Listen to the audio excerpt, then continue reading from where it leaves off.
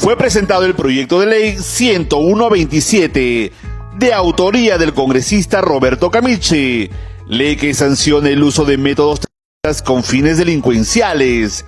El objetivo de esta ley es la incorporación del artículo 315C en el texto del decreto legislativo 635 del Código Penal, a fin de fortalecer la lucha contra la delincuencia y el crimen organizado y garantizar la seguridad ciudadana.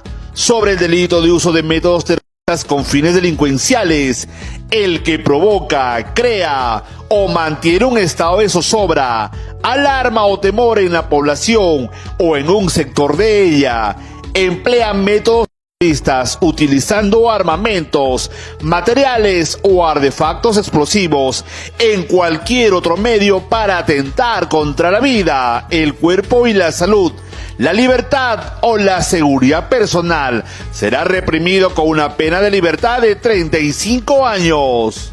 La pena de libertad será de cadena perpetua si el agente es integrante activo de las Fuerzas Armadas o Policía Nacional del Perú, emplea uno o más menores de edad u otros que se encuentren en situación de inimputabilidad, estar vinculado a la minería o tala ilegal. Por un país seguro, sin miedo y con justicia. Roberto Camichi, congresista de la República.